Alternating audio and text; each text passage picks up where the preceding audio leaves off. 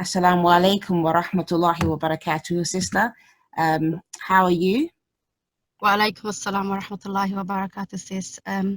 Thanks for having me. I'm really well, alhamdulillah. Alhamdulillah. Jazakallah khair, sister, for joining us today on the Niqabi Diaries. Sister, could you please introduce yourself to our listeners and tell us a little bit about what you do? So my name is Rima. I was a child early years practitioner before. After having my second child, I wanted to do something I enjoy, so that is makeup. So I did a quick course and became a makeup artist and a hijab stylist.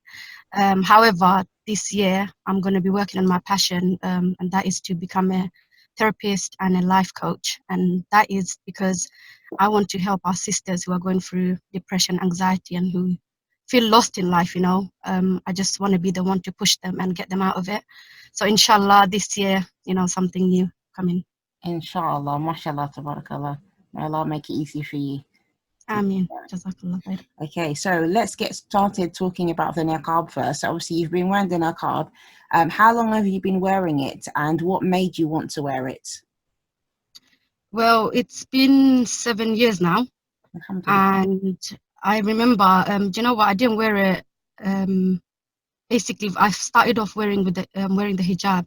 So one Ramadan, I remember I just wanted to, change my ways. I just felt like I had to make a change, and it started off with a dream. I remember in the dream, my soul, Allah was taking my soul, and literally as Allah was taking my soul out, I felt like I was going to go. So I was like, reciting my shahada, and then subhanallah, I woke up that morning, and that was a turning point for me. And I was like, is that the state I want Allah to take my soul? Sorry, that's a very I get emotional every time I remember about it. But anyways, that was a turning point for me, and I said, you know what, I want Allah, if I want Allah to take my soul, and you don't know when that will be, isn't it? Like, you don't know when you're going to go. So I said, I want Allah to be happy with me, and I want to do everything I can to please Allah, because I wasn't exactly praying 5 times a day. I wasn't exactly doing my best. So that was a turning point for me. I started going to halakas. I started, researching more into the deen, and I became close to Allah. And when you first come into the deen, you feel that zeal, and your iman is all high, and you're like feeling the buzz, I felt like I was floating. So it was my way of thanking Allah to give up everything for the sake of Him. So I took that step. I said, I'm going to get rid of all my clothes. I'm going to wear the hijab and the niqab, and that's how it started. It was literally me trying to be grateful to Allah and showing Him that how much, how grateful I am for Him guiding me. Alhamdulillah, that's beautiful, sister. Subhanallah. So in that sense as well, did you find it easy making that transition, like after having that dream? And obviously it seems like it was quite a powerful dream that you had. Did that make it much easier for you to wear the niqab? It did, because like I said, when you're fresh into the deen, you just want to go all the way. And that doesn't mean, obviously, slowly your iman does, go down. It goes up and down. We know that. And yeah, at times I did find it hard, especially when I was getting abused on the streets. And I had few incidents that made me feel it was hard for me.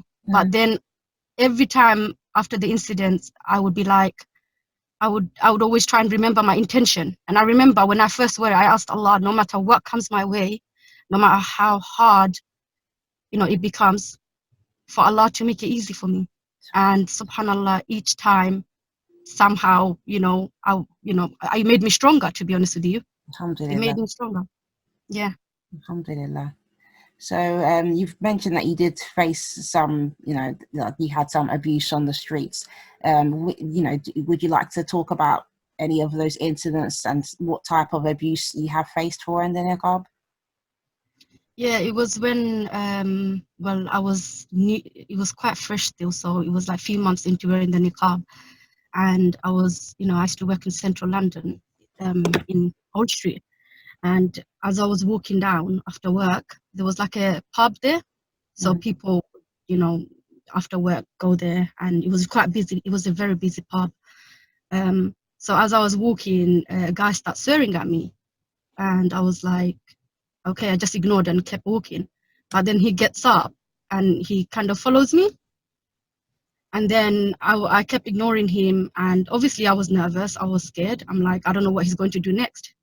So, and then he starts saying things like, oh, free yourself. And, you know, saying all these swearing words I don't want to mention.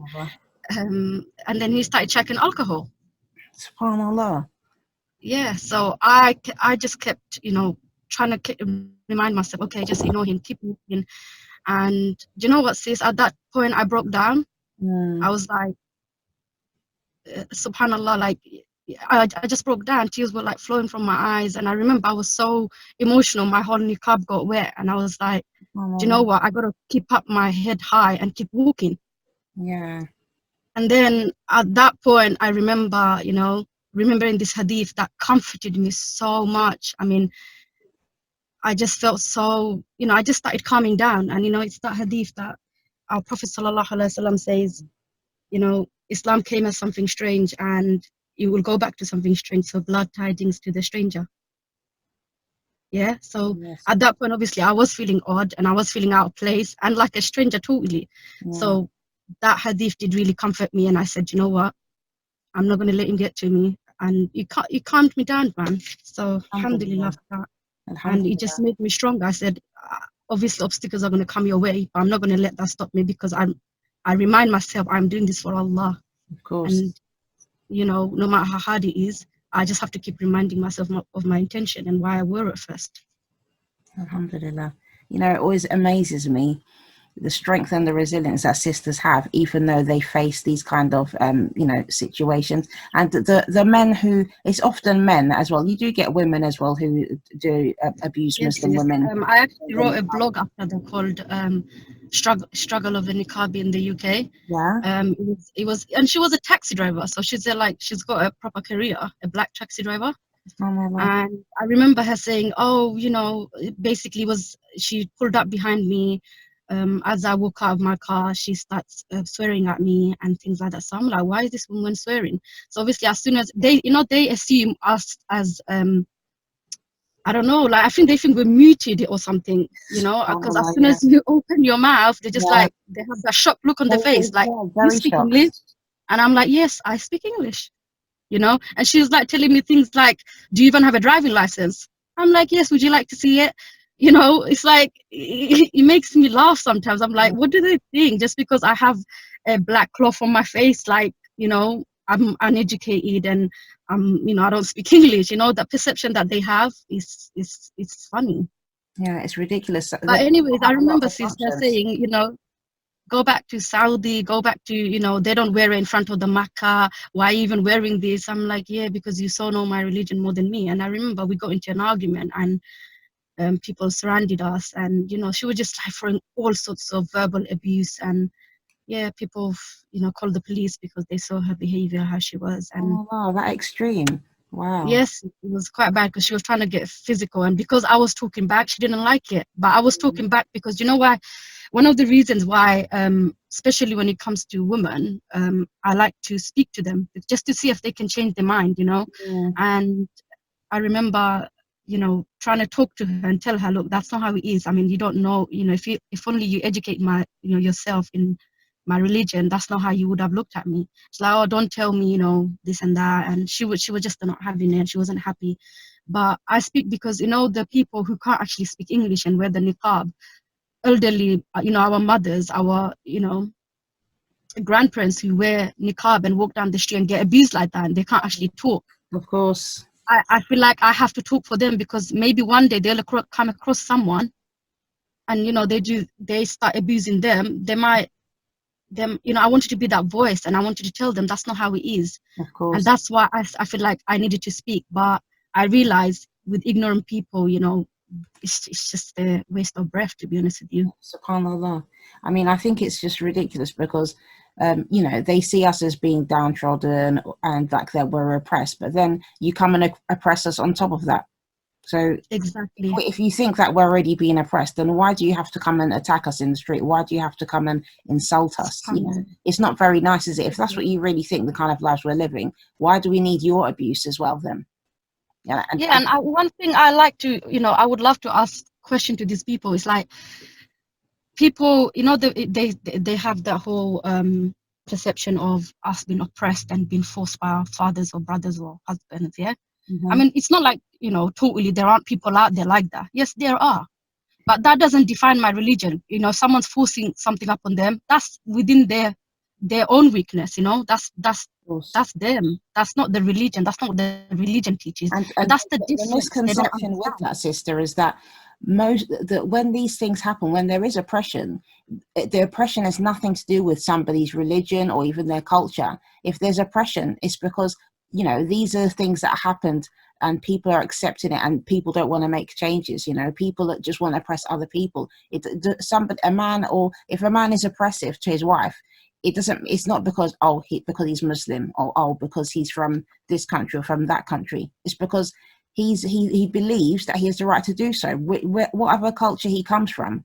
Women and men are the same, also suffer from their spouses or maybe their parents, or they can suffer in different situations, even in employee situations, and being oppressed by their employers, for example. It can happen in so many different situations. It doesn't have to be linked to the culture or anything like that, or religion. These things happen. Nobody should oppress anybody else. Exactly, and like you said, sister, okay, them the people that they say force them have been oppressed, yes, but what are you doing by telling us to take it off or not to Exactly, wear it? it's a different type of. Aren't you going against our wishes and our choice? I mean, for us to become a better Muslim makes us a better person. So you trying to stay away from all the wrongdoings and bad things, and trying to stay all clean and in the right path, and getting attacked for that. It's like, if you see women, wearing revealing clothes, whether on social media or on the street, and behaving in an inappropriate way, I don't see people abusing them. Yeah, I because don't see people like, oh, the perception that she's free, so she can do that. Why shouldn't she? yeah. Why shouldn't a woman be able to dress how she wants, as long as she's So showing why shouldn't we be extra? dressed how how we want to? So why are we getting attacked for covering a bit more? Yeah, subhanallah. It's a double standard that we live in this society. Thank you. Exactly.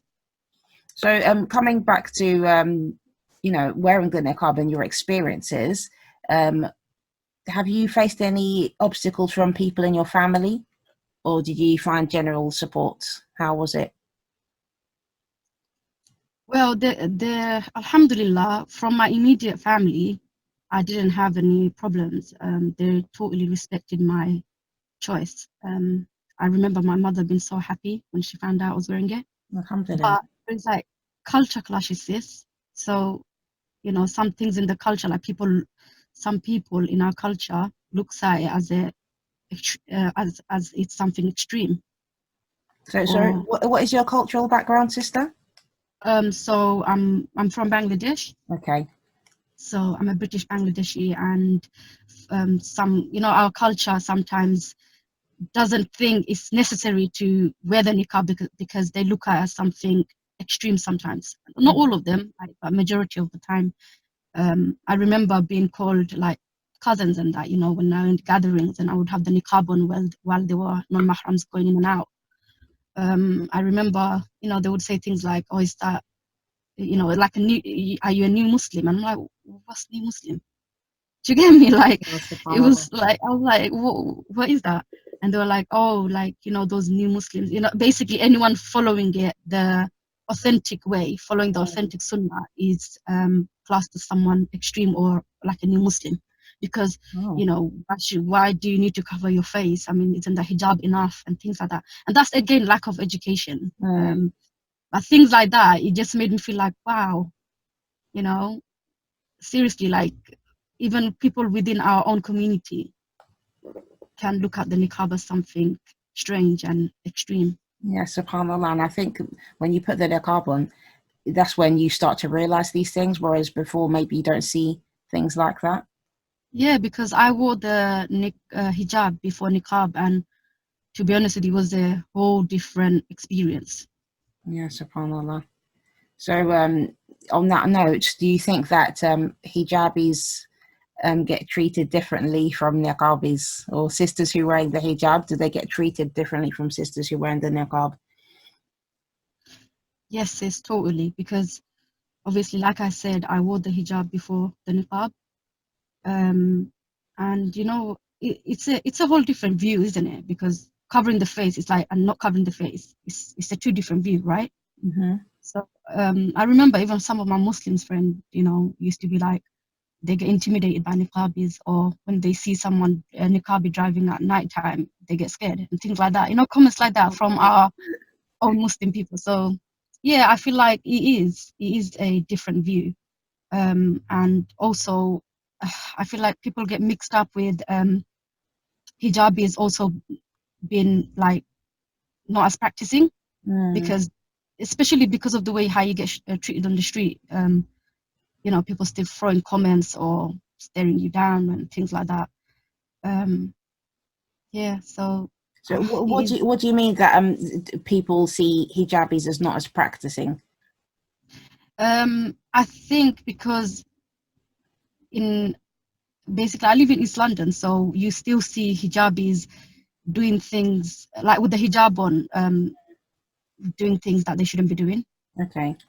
And people get that mixed up a bit. So they think basically when you have the niqab on, they know like you're not to mess with in our the area that I'm living in. Right. So Okay. yeah, so the reason I'm saying that is because I remember I was walking down with my one of my friend from Halaka, and this guy just walked past, and he was just like, "Hello, darlings," like, it was so ridiculous. I was like, wow, if it was me before, I would have just put him in his place, but then I was just like, no. And that's another reason, to be honest with you, sister, I wanted to wear the niqab, Right. because I didn't Okay. like those comments on the street. It makes you feel like icky, like, ugh, and I didn't want to be any reason for a man to have any images in his head or things like that. I mean, after I wear the niqab, I was like, if they do something, it's on them. It's Yeah. them sinning. At least I did everything I can on my side to prevent it. Yeah. That's one of the other reason. Yeah, I love wearing my niqab. Alhamdulillah. So, did you feel that? Do you feel that the niqab is a barrier then? Um, I don't think it is, but it can be. I mean, it depends on the person. Hmm. If you're not as confident, if you're not totally authentic, I feel like it can be.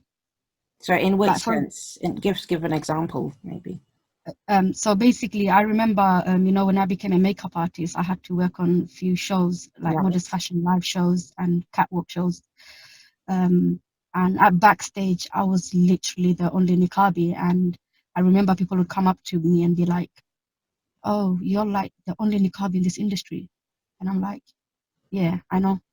But why should that prevent me from doing something I like doing? Like I said, makeup is like my hobby. So I'm like, this cloth, this amazing cloth on my face doesn't stop me from doing what I like doing. It shouldn't stop you, because I feel like when you're confident, you can do anything. Niqab shouldn't be a barrier. Mm-hmm. It actually empowers you.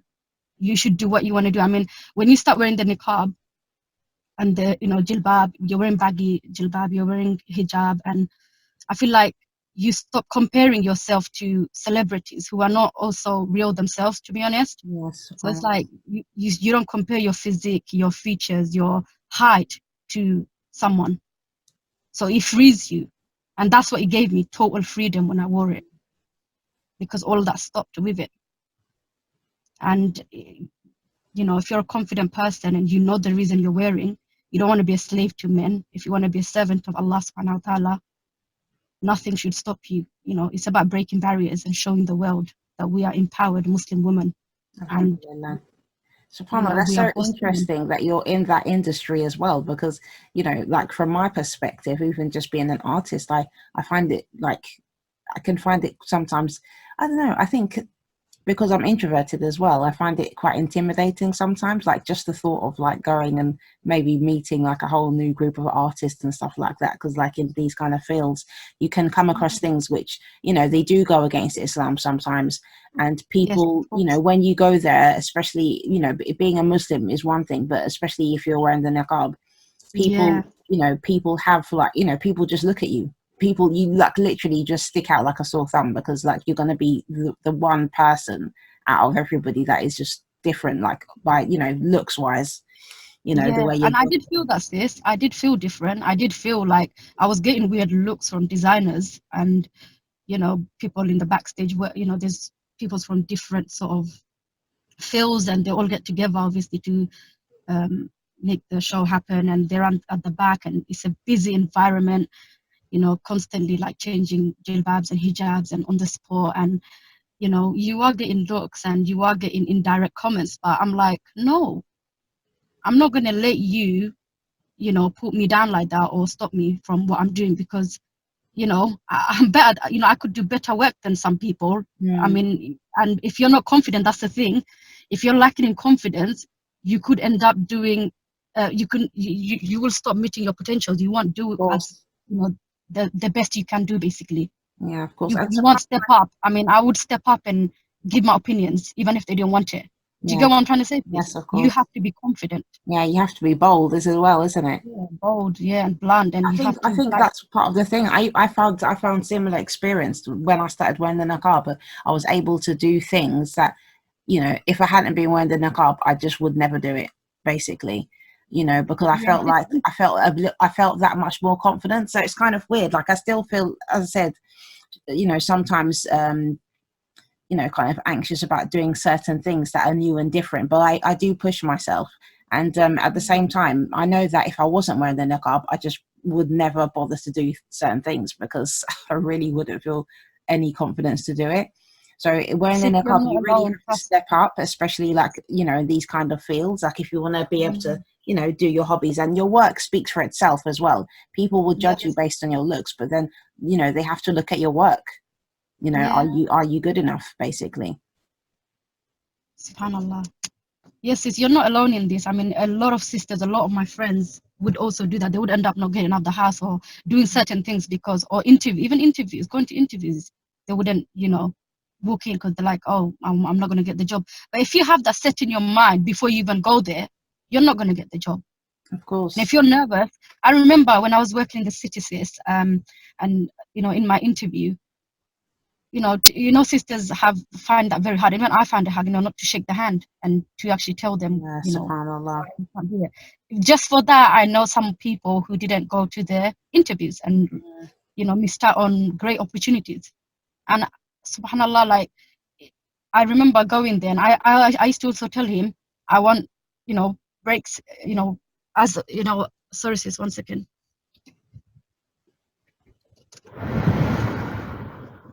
So I told him if I was going to work there, I want breaks every time, you know, it's my prayer time.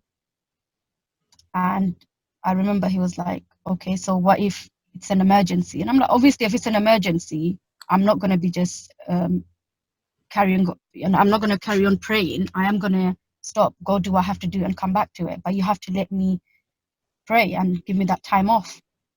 And because of, you know, me being upfront, he, alhamdulillah, allowed it. And that's how I got my position. Alhamdulillah. Yeah, and I remember he was kind of judgmental because of the comments he would make sometimes in meetings. But I would just kind of put him to his place. And I think I remember him telling me once, you know, he used to look at Muslim women as, you know, oppressed and they don't have a view or they you know, the usual, they Mm, don't as educated or they don't, you know, do a lot of things that they want to do. But he goes, his perspective had changed after I was working there because he was like in meetings and everything. Generally, like you said, sis, actions speak louder than words. So, definitely. you know, he saw how I was, and I remember him making that comment, and I was like, alhamdulillah, at least one person's view changed. Yeah, alhamdulillah.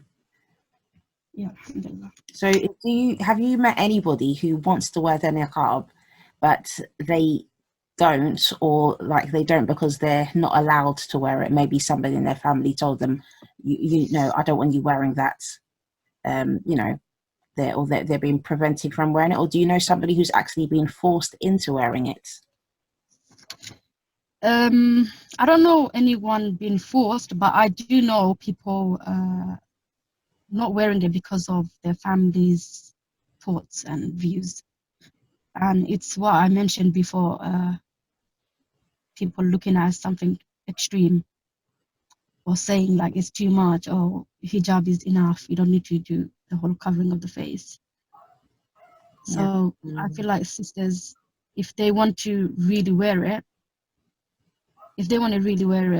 they shouldn't let anyone prevent them from wearing it, because that's another form of oppression.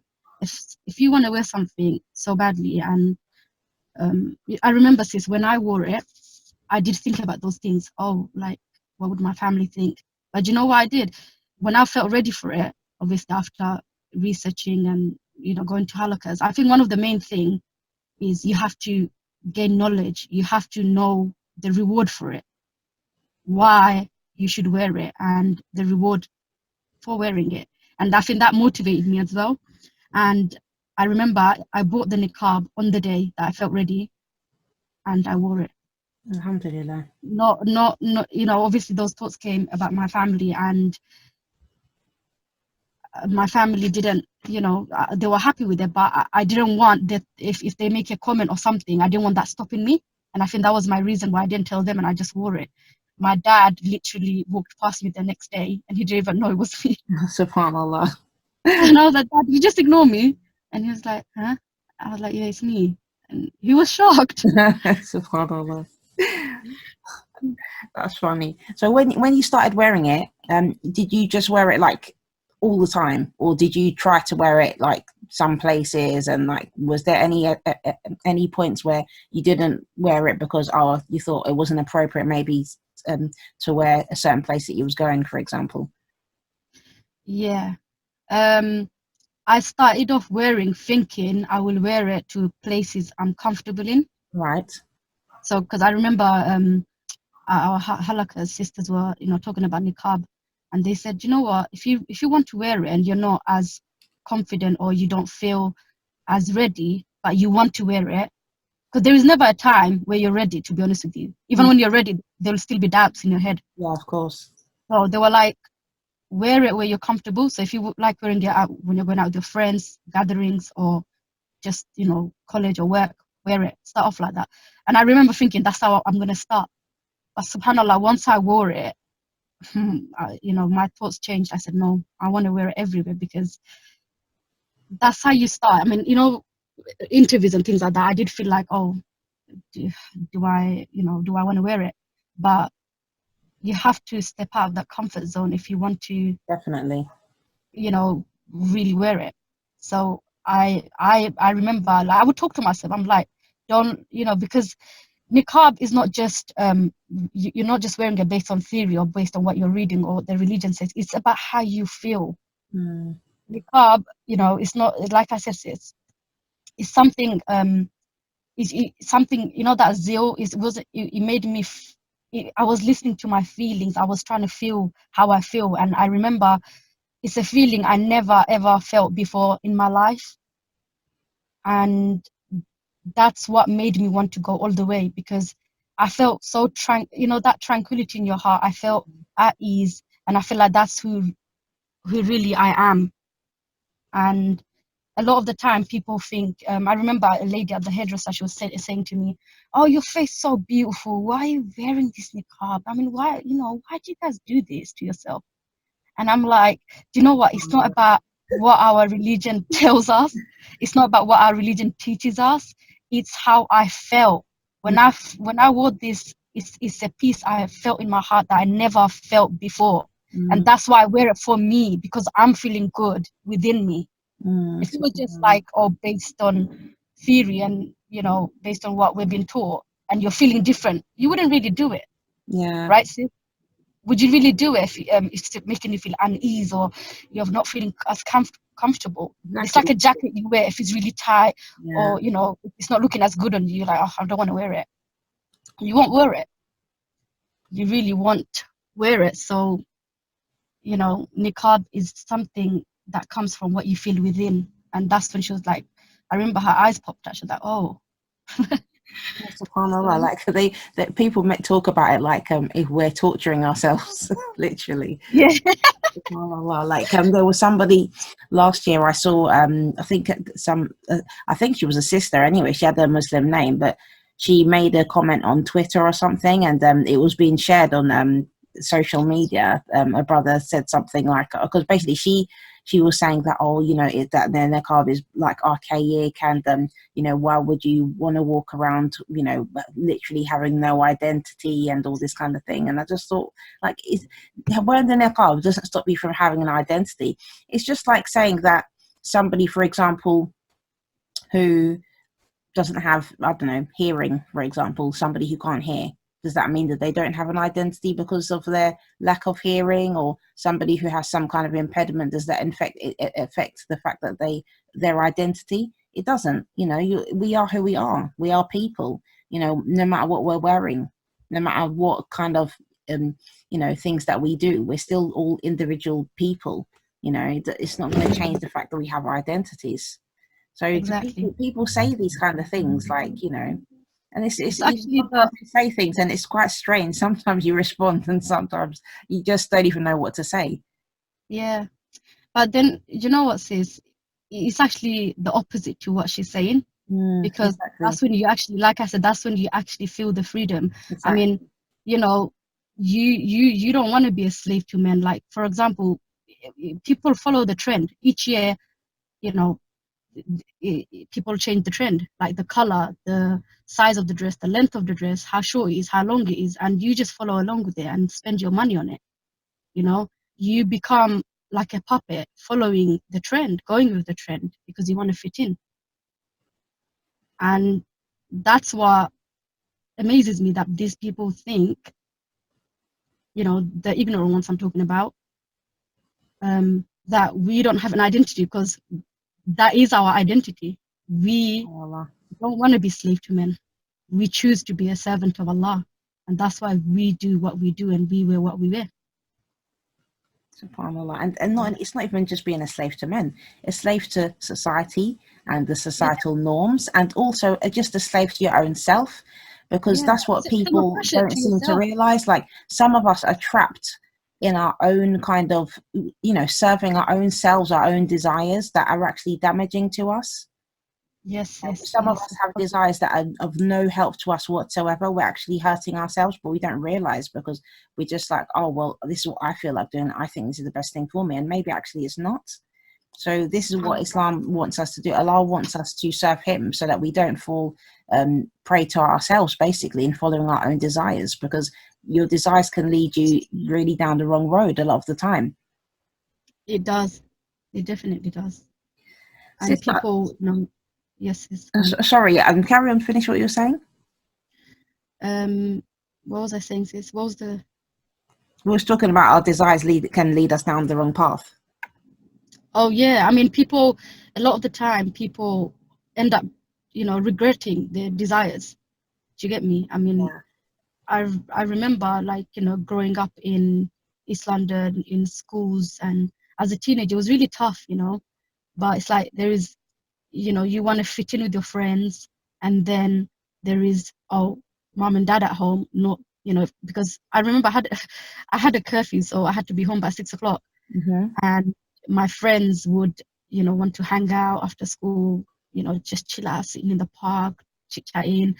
And I had to go when it was 6 o'clock. And sometimes it was so fun, especially when they were having, like, you know, gatherings and house parties. You want to stay. And I remember, alhamdulillah, now I'm so grateful for my mom not letting me do those things, because it could actually lead you astray.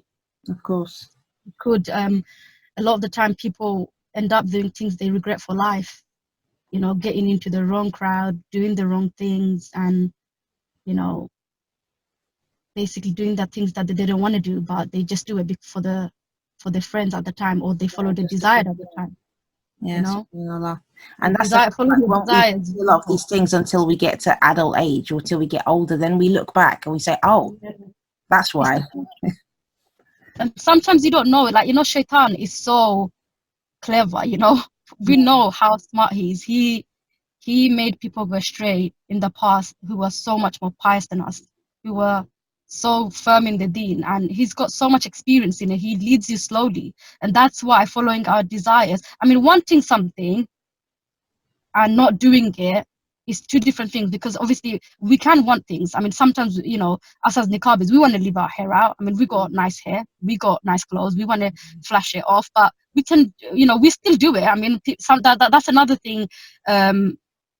People think that we don't do. I mean, when you see us in a gathering in our homes, like I would have girls' parties sometimes, and we'll let our hair down, and we enjoy ourselves so much.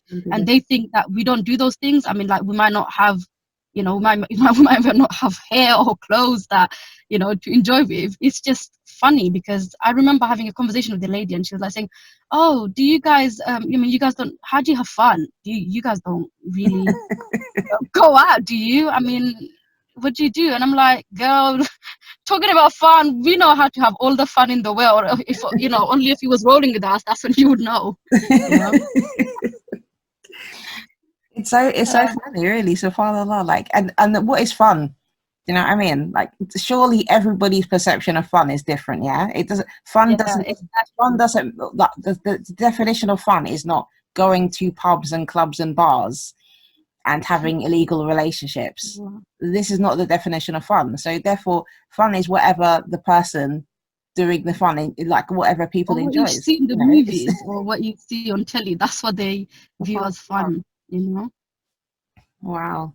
Yeah. So, sister, I just want to come back to what you mentioned in the beginning about your profession, what you do for a living. So, you obviously talked about being a makeup artist, but you said now you're venturing into the area of being a life coach because you would like to help sisters who suffer depression. So, what do you see in your community? As in, obviously it's something you want to help people out with, but is there a lot of people in the community that you feel have depression, and why do you think that is?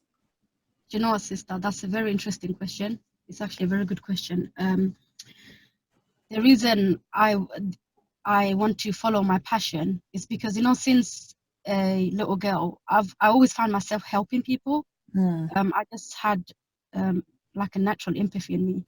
So, I find myself a lot of the time being in a situation helping friends. A lot of my friends, cousins, and sisters, they would turn to me in difficult times.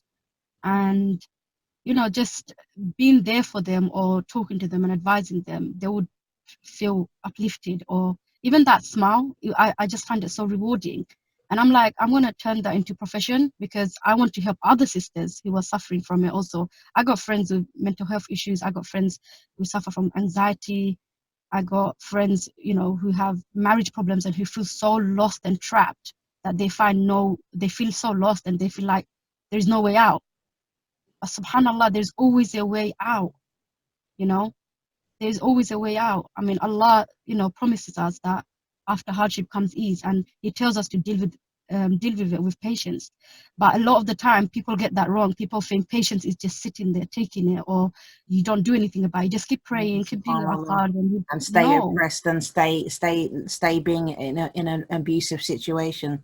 But that's not what Yes, patience is. patience is taking the means to get out of that oppression, to get out of that depression and anxiety. Patience is taking actions to help yourself, not sitting there taking it and just keep praying. It's not going to get you nowhere by doing that. So and I realize these people, you know the friends that I'm talking about, and people that I know in general, I even worked with women in domestic violence, and subhanallah, like, they can't be the best version of themselves because of what they're going through. Mm, They can't be a mother that they would like to be. They can't be a daughter-in-law or daughter or a wife. And sister, we've played so much roles in life as a woman, yeah. and it's challenging. But within those challenges, we can get lost, and we can feel down, and it's all natural. But it's how you get yourself up again, and that's where sisters are struggling. And this is where I want to step in. I want to be there to help my sisters who are in this situation, who are going through marriage problems, who are going through family problems, and you know revert sisters who are facing, problems, not getting support from their families. And I just want to be there helping them. And that's why I said I've already enrolled in my course to become a therapist and a life coach. And I am going to be Allah working on make it easy for you, sister, and give you reward, inshallah. I mean, Jazakallah khair, sis. Dua for me. Allah. But yeah, a lot of people, that's a common thing, sis. That's a common thing. And we can't, get out of it. It's hard. I mean, it's not easy. I won't say it's easy because everyone's tolerance, everyone's tolerance is different. Everyone's perspective of things is different. So it's not like, oh, they've been weak or, whatever. They're not being weak. It's natural, but I feel like there is a way out, and that's what they need to know, that they don't have to sit there and take it. They don't have to keep feeling this way. Heal that wound within. Heal yourself, because if you don't heal yourself, you can't be close to Allah. Sometimes in hardship, people also distance themselves from Allah. They stop praying. They stop doing things that they, they need to be doing. So it also affects our relationship with Allah, with our family, with our children. Yeah, subhanAllah, that's so true what you said. So just to come to wrap up the interview now, because I've kept you, mashallah, for quite a while. What does the niqab mean to you, and what advice would you give any sisters who are thinking about wearing the niqab? The niqab means everything to me. It makes me feel so dignified, and it reminds me, that I am a servant of Allah. And what I love about it is the fact is we don't know when our death is written for us, right? Yeah. We don't know. It could be any time. When your time is up, it's up. And it reminds me of that of death. So when I'm wearing it, I feel like if death comes to me, I die worshipping Allah subhanahu wa ta'ala. I'm in worship constantly without even knowing it. I could be at work, I could be doing chores, errands, all sorts, but I'm worshipping Allah by wearing it. So without you, basically, to me, without you making an effort, you're in worship. And the advice I would give to sisters is, if you want to wear it, make sure you know your intentions. You make sure you're not doing it for people or anyone forcing you or anyone. People wear it for all sorts of reasons, but just make sure the intention is right. And if you want to wear it, go for it. Don't let anyone's view, anyone's comments stop you from it. Remember why you're wearing it. Each time you go through obstacles, and remember that if you want to wear it and you're getting doubts, it's from the shaitan. Anything good that comes in your head and anything good that you want to do and it stops you, it is the shaitan. So it's up to you if you want to listen to the shaitan and the doubts, or you want to do it for Allah. Alhamdulillah. Jazakallah khair, sister. Allah Mubarak. I really appreciate you taking time to spend with us, for the listeners as well, sharing your niqab story and your experiences and your insights. MashaAllah, it's been really pleasurable talking with you. Thank you so much.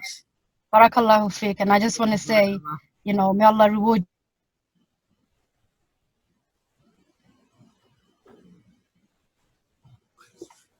Assalamu alaikum.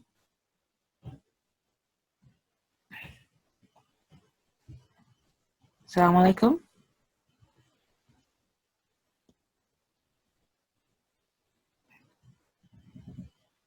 Sis, can you hear me? Yes, assalamu alaikum. It just cut off for a second there. I don't know what happened. Carry on. Sorry, sister.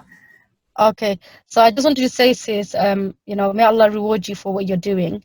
I think it's amazing because, people hearing, Niqabi's thoughts and views, it's an amazing platform and podcast. And I pray that, Allah rewards you for it, inshallah. Ameen, ameen. Wa iyak. Jazakallah khair, sister. Take care. Assalamu alaikum. Wa alaikum salam wa rahmatullahi wa barakatuh.